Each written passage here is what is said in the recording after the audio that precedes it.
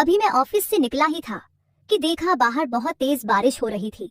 मेरा ड्राइवर राघव काफी तेज गाड़ी चला रहा था। रास्ता पूरा सुनसान था और कुछ भी साफ साफ नजर नहीं आ रहा था। आज मुझे काम खत्म करते करते काफी देर हो गई थी। रात के 12 बज चुके थे और मुझे नींद भी आने लग गई थी। मैंने अपनी आंखें बंद ही की थी कि अचानक राघव ने जोर से ब्रेक लगाया। मैंने कहा, राघव क्या हो गया? ड्राइवर घबराता हुआ बोला, साह, लगता है गाड़ी के नीचे कोई आ गया है। यह बात सुनते ही मेरे होश उड़ गए।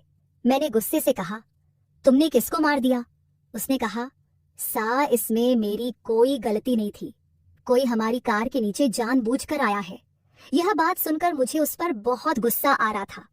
तेज बारिश में मजबूरन मुझे गाड़ी से निकलना पड़ा। जब मैंने गाड़ी से निकलकर सामने आकर देखा तो नीचे एक लड़की पड़ी हुई थी। वह करीब 21 साल की होगी। उसने एक जालीदार खूबसूरत सी लाल ड्रेस पहन रखी थी। शायद उसके पैर में चोट आई थी, जिस वजह से वह उठ नहीं पा रही थी। मैं जल्दी से उसके पास गया तो देखा लड़की होश में है, पर नशे में चूर थी। उसने इतना ज्यादा नशा किया हुआ था कि मैं उससे कुछ बोल भी नहीं सका। मैंने उसे गोद में उठा लिया और ड्राइवर की मदद से गाड़ी की पिछली सीट में उसे बैठा दिया। कार मेरे घर के सामने आकर रुकी। फिर मैं इस लड़की को लेकर अपने कमरे में आ गया। मैंने तुरंत अपना फोन निकाला और डॉक्टर को कॉल किया। डॉक्टर ने जल्दी से चेक करके कहा, लड़की ठीक है, हल्की सी चोट आई है, और उन्होंने दवा दे दी। लड़की होश में तो थी, पर नशे में होने के कारण उसने मुझसे अब तक बात नहीं की थी। डॉक्टर चला गया तो मैं उसके पास आया और पूछा, तुम्हारा नाम क्या है? तुम कहाँ रहती हो? बताओ, मैं तुम्हें छोड़ आता हूँ। लड़की नशे में ही बड़बड़ाने लगी, मेरा नाम प्रीति है। नहीं नहीं, सोनिया है। नहीं नहीं, अमृता है। ये लड़की क्या बोल रही है? मेरे तो कुछ भी समझ में नहीं आ रहा था। मैं उसकी तरफ देखने लगा कि लड़की अपना नाम भी ठीक से नहीं बता पा रही है। उसने कहा, मैं माधव नगर में रहती हूँ। मैंने सोचा इतनी रात को एक अनजान लड़की को अपने घर पर रखना ठीक नहीं होगा। उसे घर छोड़कर आता हूँ। मैं उसे लेकर फिर से अपनी गाड़ी में आ गया। राघव अब तक घर जा चुका था तो मैं खुद ड्राइव करने लगा। माधव नगर में एंट्री लेकर मैंने कहा, तुम्हारा घर कहाँ है? बताओ। लड़की ने घर के सामने आकर कहा कि यह मेरा घर है। मैं उसको उस घर के सामने ले गया और घर की बेल बजाई। इतनी रात को गुस्से से एक आदमी बाहर आया और कहा, क्या बात है, क्यों डिस्टर्ब कर रहे हो? मैंने कहा, ये लड़की आपके घर पर रहती है। वह आदमी बड़ी अजीब नजरों से उस लड़की को देखने लगा। फिर कहा, मैं इसे जानता तक नहीं हूँ, अब दोबारा बेवजह मेरे घर की घंटी मत बजाना। मुझे बहुत शर्मिंदगी की महसूस हुई। वह लड़की अपना पता गलत बता रही थी। मैंने सोचा इतनी रात को उसे लेकर घर घर भटकना ठीक नहीं होगा। कोई गलत आदमी मिल गया तो इस लड़की के साथ गलत हरकत कर सकता है, और अभी तो यह होश में भी नहीं है, ना ही इसको कुछ याद है। क्या करूं? यही सोच रहा था कि लड़की मेरे पास आ गई। कहने लगी कि मुझे बहुत भूख लगी है। उसके चेहरे पर बहुत मासूमियत थी। मैंने गौर किया तो देखा कि वह बला की खूबसूरत है। उसके दूधिया चेहरे पर लाल लिपस्टिक तो कहर ही डाल रही थी। वैसे तो कई औरतें मेरे करीब आने को तरसती हैं, पर यह लड़की कुछ खास सी थी। तो मैंने कहा, चलो कुछ खाते हैं। मैं उसे लेकर शहर के एक बड़े रेस्टोरेंट में आ गया। खाना खाते वक्त लड़की ने कहा, मेरा नाम सोनिया है। आज मेरा मूड खराब था, इसलिए ज्यादा शराब पी ली थी और आपकी कार से टकरा गई। मैंने पूछा, तुम्हारा मूड खराब क्यों था? उसने कहा, मेरी कंपनी के मालिक की वजह से।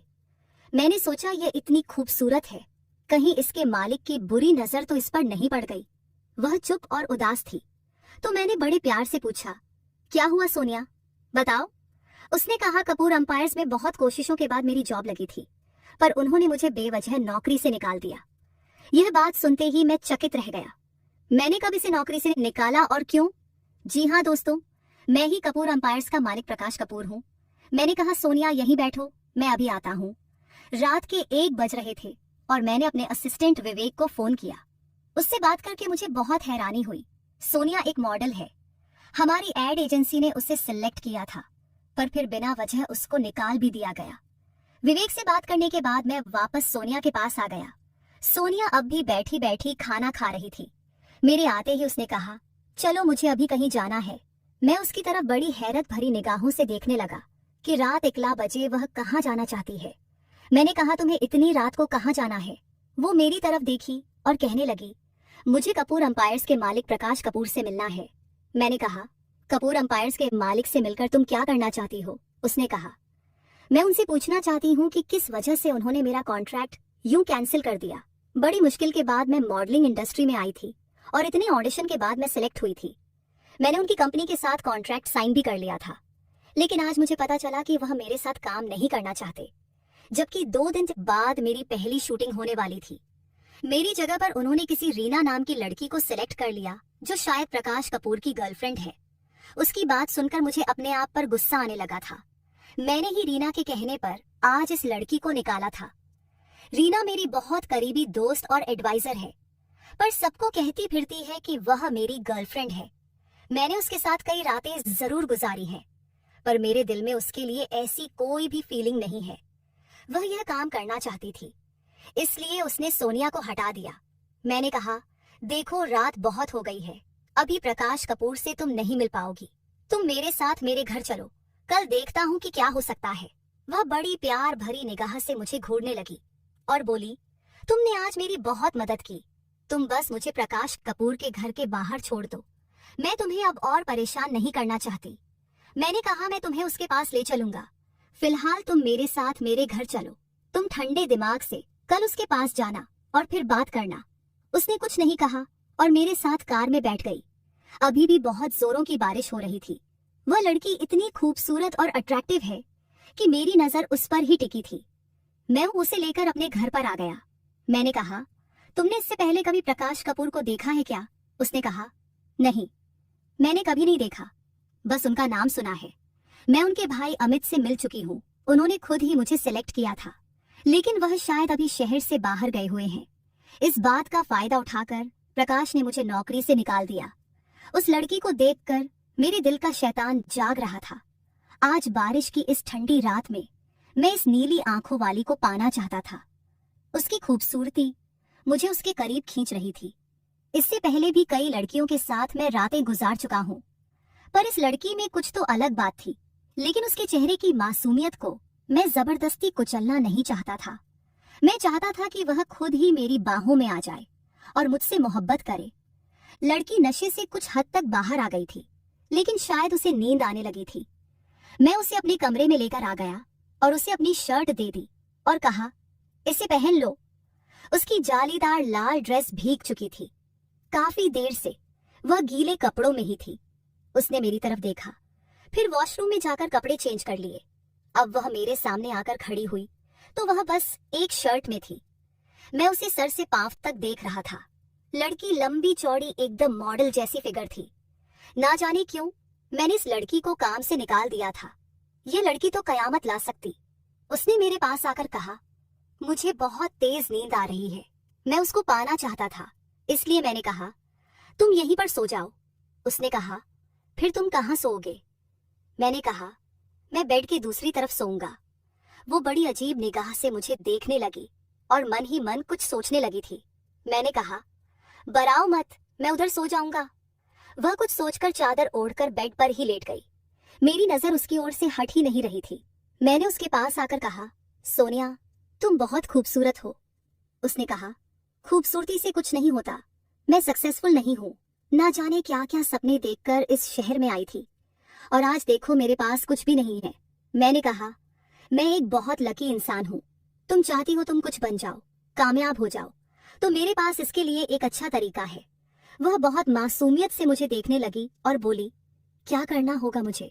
मैंने कहा, मैं बहुत लकी इंसान हूँ, अगर तुम मुझे किस करो तो हो सकता है कि तुम्हारी किस्मत खुल जाए। वह मेरी तरफ टकटकी लगाकर देखने लगी, मानो उसे यकीन नहीं हो रहा था। वो बोली, ऐसा कैसे हो सकता है? मैंने तो कभी ऐसा नहीं सुना। मैंने कहा, यकीन नहीं आता तो आजमा कर देख लो। वह मेरी तरफ देखने लगी। वह उस समय इतनी सुंदर लग रही थी कि मैं कुछ ना सोचते हुए उस पर झपट पड़ा। लड़की घबरा गई और बोली, बस अब प्लीज यहीं रुक जाओ। मैं उसकी ओर देखने लगा कि उसकी आंखें बंद हो गई थी और वह गहरी नींद में चली गई। मेरे सामने एक अप्सरा सी खूबसूरत लड़की लेटी हुई थी और वह बहुत गहरी नींद में सो रही थी। मेरी प्यास अधूरी ही रह गई थी, लेकिन मैंने सोचा कि मैं जब तक इसे पा नहीं लेता मेरी कलेजे को ठंडक नहीं पहुंचेगी। और यही सोचकर मैं उसके जिस्म से कपड़े खोल खोल कर अलग करने लगा। लेकिन तभी मेरी नजर उसके सीने पर पड़ी तो मेरे पैरों तले जमीन निकल गई। मैं बिल्कुल पसीने पसीने हो गया और मेरे आंखों से आंसू आ गए। मैं हर हाल में इस लड़की को पाना चाहता था, लेकिन एक पल में ही वह लड़की मुझे अपने आप से दूर जाती नजर आई। मजबूरन मैंने उसे उसी हाल में छोड़ दिया। फिर क्या था, मुझे भी नींद आ गई और मैं भी सो गया। सुबह 5 बजे जब मेरी नींद खुली तो मेरी नजर फिर से सोनिया पर चली गई। उसके चेहरे की मासूमियत मेरे दिल को छू रही थी और अचानक ही उसकी भी नींद खुल गई। नींद खुलते ही एक पल के लिए वह घबरा गई। उसने मुझे देखा, फिर अपने जिस्म को देखा। उसके जिस्म में कपड़े नहीं थे। वह जल्दी से उठी और मेरी दी हुई शर्ट पहन ली। उसके बाद जल्दी से उठकर वह बाथरूम चली गई और अपने जालीदार कपड़े पहनकर फिर से वापस आ गई। बाहर आकर वह मेरी ओर बड़े गुस्से से देखने लगी और बोली, सच सच बताओ तुमने मेरे साथ रात में क्या किया? मैं उठकर बैठा। मैंने उससे कहा, मैंने तुम्हारे साथ कुछ नहीं किया। उसने कहा, फिर मैं ऐसे हाल में कैसे आई? मैंने तुम्हें अच्छी तरीके से पहचान लिया है। ऐसी हरकत तुम ही कर सकते हो। मिस्टर प्रकाश कपूर। उसका नशा उतर चुका था, शायद इसलिए उसने मुझे पहचान लिया था। एक पल के लिए तो मेरी बोलती बंद हो गई और मैं चुपचाप उसकी ओर देखने लगा। वह लड़की अपना पर्स लेकर जाने लगी थी कि मैंने उसका हाथ पकड़ लिया और कहाँ जा रही हो? रुक जाओ। उसने मेरा हाथ झटक दिया और कहा, मैं तुमसे नफरत करती हूँ। मेरे दिल में कोई और है। मैंने कल रात उसके सीने पर एक लॉकेट देखा था जिसमें उसकी और मेरे भाई अमित की तस्वीर थी। मेरा भाई पिछले 1 महीने से काफी खुश नजर आ रहा था। अभी शहर जाने से पहले उसने मुझसे कहा था कि भैया मैं काम से वापस आकर तुम्हें एक बहुत बड़ी खुशखबरी दूंगा। मैंने कहा, कोई लड़की का चक्कर है क्या? तो वह शर्माने लगा और बोला, भैया मैं उससे आपको जरूर जरूर मिलवाऊंगा। हमारे आसपास हजारों लड़कियां मंडराती रहती हैं, पर अब तक मैं अपने लिए कोई खास नहीं चुन पाया। मेरे छोटे भाई अमित को उसकी पसंद की लड़की भी मिल गई है। लगता है वह यहाँ सीरियस है। लेकिन कल रात को जो कुछ भी हुआ, जिस तरह से सोनिया मेरी कार के सामने आकर टकराई, यह कोई इत्तेफाक तो नहीं हो सकता। शायद किस्मत हम दोनों को मिलाना चाहती है। मेरा दिल सोनिया पर आ गया था और मैं उसे किसी भी हाल में अमित का नहीं होने दे सकता था। भले ही वह मेरा भाई है, सोनिया मेरी जिंदगी है। सोनिया सिर्फ मेरी है। मैंने कहा, सोनिया मैं तुम्हें पसंद करने लगा हूँ। तुम्हें वापस से कॉन्ट्रैक्ट मिल जाएगा। तुम्हारे करियर को मैं 4 चांद लगा दूंगा, बस तुम मेरी हो जाओ। उसने कहा, मुझे तुम्हारी दया नहीं चाहिए। मैंने अपने बलबूते पर ही यह कॉन्ट्रैक्ट हासिल किया था और मैं तुम्हें बहुत अच्छे से जानती हूँ। तुम्हें बस लड़कियों का इस्तेमाल करना आता। और इतना कहकर वह जाने लगी। मैंने उसका हाथ पकड़ लिया। वह अपने आप को छुड़ाने लगी। मैंने कहा, सोनिया मेरा यकीन करो, मैं तुमसे प्यार करने लगा हूँ। कल जो कुछ भी हुआ वह इत्तेफाक नहीं हो सकता।